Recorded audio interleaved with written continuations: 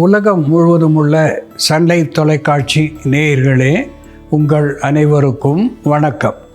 இது நாட்டு மருத்துவம், நலம் தரும் மருத்துவம். எல்லோருக்கும் ஏற்ற பக்க விளைவுகள் இல்லாத பாதுகாப்பான பணச்செலவுகள் இல்லாத மருத்துவம். எளிய மருத்துவ குறிப்புகளை இந்த நிகழ்ச்சியிலே நாம் ஒவ்வொன்றாக பார்த்து பழகி பயன்பெற்று வருகின்றோம். இன்று சில மருத்துவ கருத்துக்களை நாம் தெரிந்து கொள்வோம்.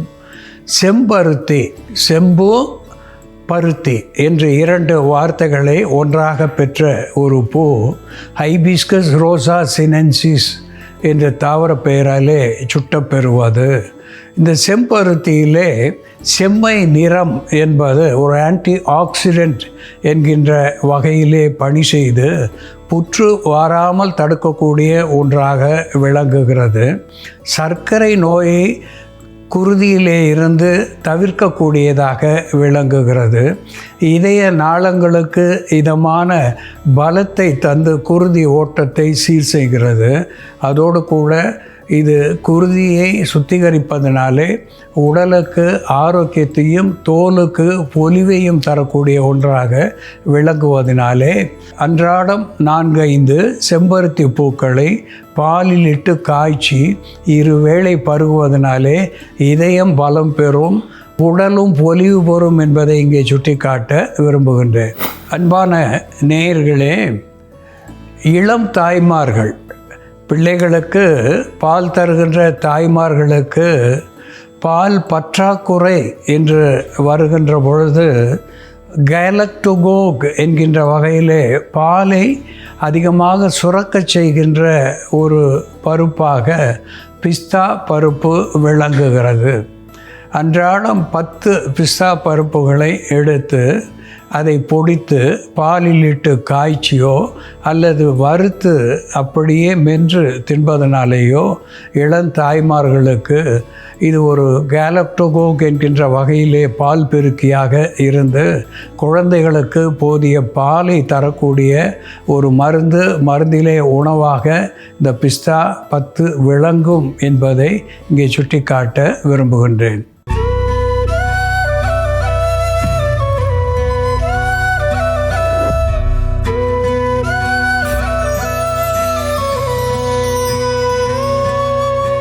அன்பான நேயர்களே, சாண்டலம் ஆல்பம் என்று தாவர பெயராலே சுட்டப்பெறுவது சாண்டல் என்று ஆங்கிலத்திலே சொல்லப்பெறுவது. இந்த சந்தனம் ஒரு ஆல்டர்னேட்டிவ் என்கின்ற வகையிலே உடல் தேற்றியாக விளங்குகிறது. டைஅபோரட்டிக் என்கின்ற வகையிலே வியர்வையை பெருக்கக்கூடிய ஒன்றாக திகழ்கிறது. டயூரிட்டிக் என்கின்ற வகையிலே சிறுநீர் பெருக்கியாக இது செயல்படுகிறது. ரெஃப்ரிஜரண்ட் என்கின்ற வகையிலே உடலுக்கு குளிர்ச்சி தருகிறது. ஸ்டிமுலண்ட் என்கின்ற வகையிலே உள் உறுப்புகளை தூண்டக்கூடிய ஒன்றாக விளங்குகிறது.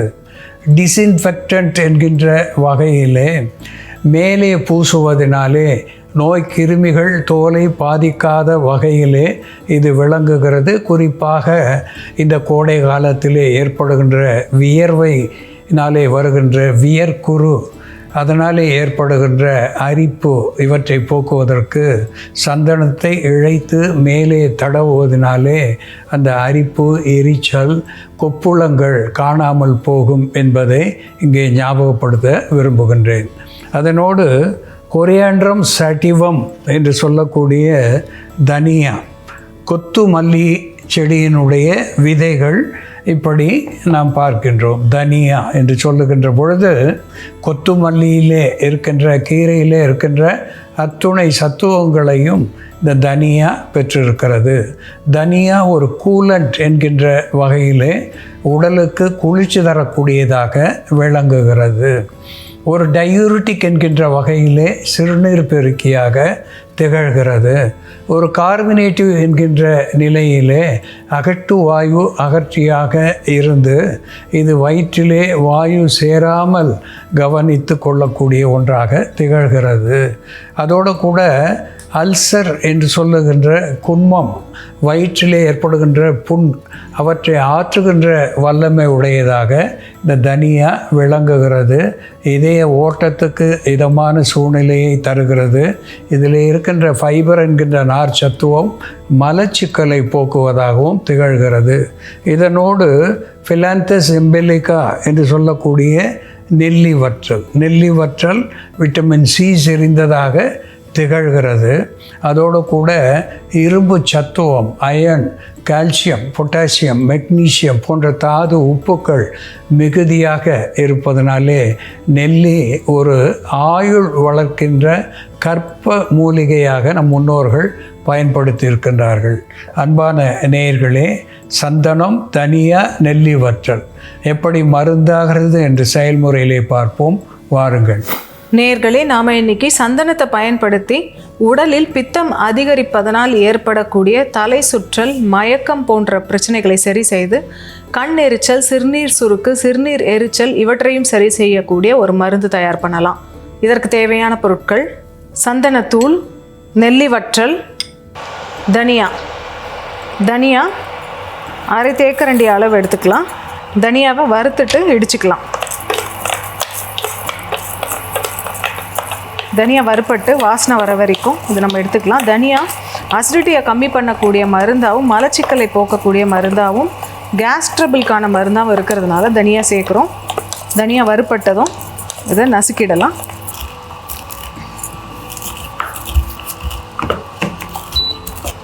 ஒரு பாத்திரத்தில் கொஞ்சம் நீர் விட்டுக்கலாம். இதோட நம்ம வறுத்து இடித்து வச்சுருக்க தனியா சேர்த்துக்கலாம். இதோட சந்தன தூள் எடுத்து வச்சுருக்கோம். நமக்கு இந்த மாதிரி சந்தன மரக்கட்டைகள் இருக்கும். இந்த செதில்களை நம்ம அரைச்சி தூளாக்கி எடுத்து மருந்துகளுக்கு பயன்படுத்தலாம்.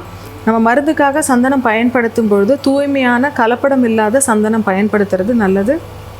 சந்தனத்தூள் 2 சிட்டிகை அளவு சேர்த்துக்கலாம். சந்தனம் அதிகமாக சேர்த்தோம்னா குமட்டலை உண்டாக்கும். அதனால் 2 சிட்டிகை அளவு சந்தனத்தூள் சேர்த்துருக்கோம். இதோட நம்ம ஊற வச்சுருக்க நெல்லி வற்றல் நீர் ஒரு 30 ml அளவுக்கு சேர்த்துக்கலாம்.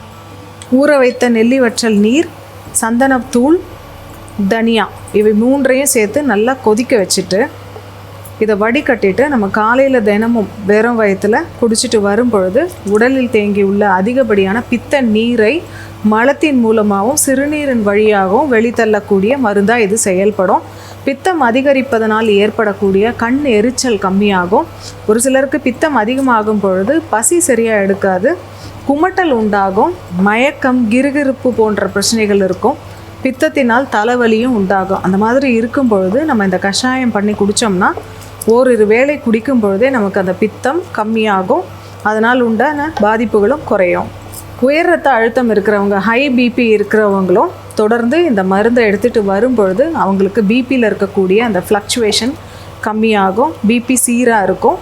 அதிகப்படியான படபடப்பு போன்ற பிரச்சனைகள் இருந்தாலும் இந்த மருந்தை நம்ம எடுத்துக்கலாம். இந்த கஷாயத்தை இப்போ வடிகட்டிடலாம். தனியா, சந்தனம் மற்றும் நெல்லி வற்றல் சேர்ந்த இந்த கஷாயத்தை காலை மாலை 2 வேளையும் உணவுக்கு முன் சாப்பிட்டுட்டு வரும் பொழுது பித்தத்தை தணிக்கக்கூடிய மருந்தாகவும், தலை சுற்றல், கிறுகிறுப்பு, மயக்கம் போன்ற பிரச்சனைகளை சரி செய்யக்கூடிய மருந்தாகவும், உயர் ரத்த அழுத்தத்தை கட்டுப்படுத்தக்கூடிய மருந்தாகவும் இது செயல்படும். அன்பான நேயர்களே, வாத, பித்த, சிலேத்துமம் என்ற 3ம் சேருகின்ற பொழுது அதிலே ஒன்று குறையினும் மிகினும் நோயாக அது விளங்குகிறது. மிகினும் குறையினும் நோய் செய்யும் நூலோர் வழி முதலாய் எண்ணிய 3 என்று வள்ளுவ பெருந்தகை சொல்லியிருக்கின்றார்கள். வழி என்று சொல்லுகின்ற பொழுது காற்று, தீ, நீர் இந்த 3ம் ஒன்றுக்கு ஒன்று முரண்படுகின்ற பொழுது நோயாகிறது. அதிலே தீக்குற்றம் என்று வருகின்ற பொழுது உடல் எப்பொழுதும் வெம்மையாக இருப்பது, மெலிந்து காணப்படுவது, ஒழுக்குகள் என்று சொல்லக்கூடிய வெள்ளை, வெட்டை என்று சொல்லக்கூடிய லுக்கேரியா, கொனேரியா போன்ற நோய்கள் இந்த உஷ்ணத்தினாலே வரக்கூடியது. அதோடு கூட சிறுநீரிலே சிக்கல் ஏற்படுவது, சொட்டு மூத்திரம் ஏற்படுவது, உடல் உஷ்ணமாகின்ற பொழுது சிறுநீர் சரியாக கழியாத நிலையிலே கற்கள் உண்டாகக்கூடிய ஒரு வாய்ப்பு ஏற்படுகிறது. வாய் கசப்பு அதிகமாகின்ற நிலை ஏற்படுகிறது. கண்களிலே எரிச்சல் உண்டாகிறது. தலைமுடி கொட்டுகிறது. இவை அத்துணையும் உஷ்ணம் மேலிடுவதனாலே ஏற்படுகின்ற ஒன்று. இவற்றை போக்குவதற்கு இங்கே தனியா சேர்த்திருக்கின்றோம், நெல்லி வற்றல் சேர்த்திருக்கின்றோம், அதனோடு சந்தனம் சேர்த்திருக்கின்றோம். சந்தனம் குறைவாக நாம் உண்ணுகின்ற பொழுது குளிர்ச்சி தரக்கூடியதாகவும் அதிகமாக பயன்படுத்துகின்ற பொழுது உஷ்ணம் தரக்கூடியதாகவும் விளங்குகிறது. சந்தனம் ஒரு anti bacterial, anti fungal, anti microbial, anti viral என்கின்ற மருத்துவ குணத்தை பெற்று காய்ச்சலை தணிக்கக்கூடிய ஒன்றாக விளங்குகிறது. சிறுநீர் பெருக்கியாக திகழ்கிறது. நெல்லி வற்றலும் சத்தூட்டமான ஒரு பொருளாக விளங்குகிறது. இதனோடு தனியா சேருகின்ற பொழுது குளிர்ச்சி தரக்கூடியதாக, கல்லீரல் மண்ணீரலுக்கு பலம் தரக்கூடியதாக, சிறுநீரகத்துக்கு சீரான செயல்பாட்டை தரக்கூடியதாக விளங்குகிறது. இவை மூன்றையும் தீநீராக வைத்து அவ்வப்போது பருகுகின்ற பொழுது உஷ்ணமான உடலுக்கு குளிர்ச்சி தந்து பல்வேறு நோய்கள் வாராமல் தடுக்கின்ற ஒரு அற்புதமான மருந்தாக இது விளங்கும் என்பதிலே ஐயமில்லை. அன்பான நேயர்களே, தனியா எப்படி மருந்தாகிறது என்று நாம் பார்த்து தெரிந்து கொண்டோம். இதுபோல வேறு ஒரு மருத்துவ குறிப்போடு நாம் மீண்டும் சந்திப்போம். நன்றி, வணக்கம்.